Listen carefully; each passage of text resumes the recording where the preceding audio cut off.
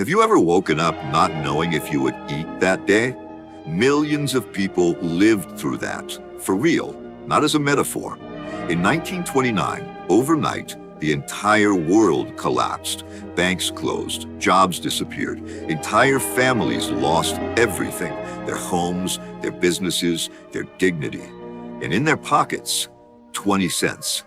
But some of these people, who had less than you have now, came out of the greatest crisis in history richer than they went in. How? That's exactly what you're going to find out in the next few minutes.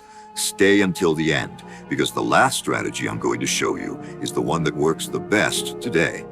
Before we continue, if you want to learn how to turn crises into real opportunities like this one, like this video now and subscribe to the channel. This isn't just a number for me. Every week, I share stories like this with lessons you can apply this very week. Hit the notification bell. Let's go. October 1929, Wall Street collapses. In 3 years, stocks lost 89% of their value. Not 10%, not 30%, 89%. 15 million Americans unemployed. Children sleeping on the streets, adults crying in soup lines, men who weeks before wore ties and had offices. They called it the Great Depression, and it was exactly that, a collective economic and emotional depression. But amidst all this chaos, some people had their eyes wide open, and that's when everything changed for them. When everyone is scared, prices fall. It sounds obvious now, but imagine being in the middle of the crisis, not knowing if you'll have tomorrow, and having the composure to think, this is too cheap to be true. That's exactly what John D. Rockefeller did. While others sold everything in panic, he bought stocks, land, companies for pennies. His phrase at the time was simple: it has always been this way, and it will always recover. There was another guy named Joseph Kennedy, father of President JFK. He realized the stock market was overheated when a shoe shiner started giving him stock tips. He thought, if even the shoe shiner is buying, it's time to sell. He sold everything before the crash, re-entered at rock bottom, came out a millionaire. And in retail, while everyone cut advertising budgets, Kellogg's doubled theirs. Result? They came out of the Depression dominating the cereal market, a position they still hold today. Tip number 1. Create an emergency fund now. Not to spend when things get tough, but to buy when everyone else is selling out of desperation. This is the move of those who get rich during crises. In 1934, at the height of the Depression, a professor named Benjamin Graham published a book titled Security Analysis. The central idea was simple and revolutionary. Buy assets that are worth far more than they cost. Wait for the market to realize what you already know. Profit. A young student read this book and was never the same. This student was named Warren Buffett. Today, Buffett is nearly 100 years old and one of the richest people on the planet.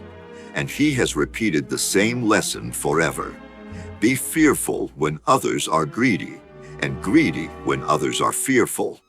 This isn't philosophy, it's strategy. In 2020, when the pandemic hit, Bitcoin fell below $5,000. Those who bought at that moment of total panic saw the asset multiply 13x in less than a year. In 2008, those with cash bought real estate at half price. Today, that wealth is worth 3, 4, 5 times more. The pattern repeats. Always has. Always will. Tip number 2.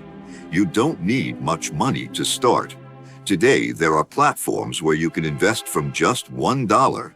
What you need is consistency and patience. Small monthly contributions over years build fortunes. This isn't theory, it's math. Now let me tell you the story that impresses me most from this period. Walt Disney lost his studio in 1928. Employees left.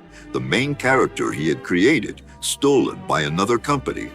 He took a train to Los Angeles practically penniless. And it was on this trip, without a studio, without a team, without any certainty that he created a new character in a notebook, on a train. He called him Mickey Mouse. A year later, he released the first ever synchronized sound cartoon. The world stopped to watch. The crisis didn't destroy Disney. The crisis created Disney. And there's more. Dave Thomas, founder of Wendy's, started washing dishes during the Depression. He watched everything, learned from every task he did, saved every penny. Decades later, he built one of the largest fast food chains in the world. What did these two have in common with Rockefeller, Kennedy, Graham, and Buffett?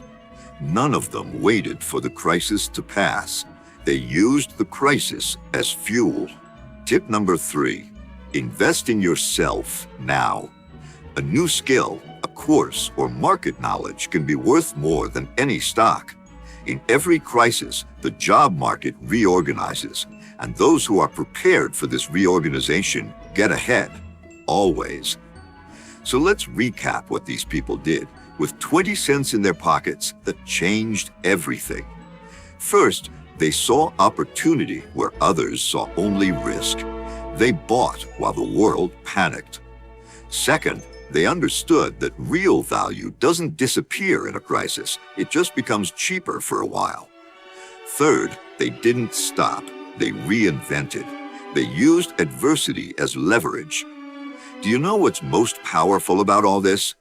These strategies don't belong to 1929, they belong to any time of crisis, including the ones to come.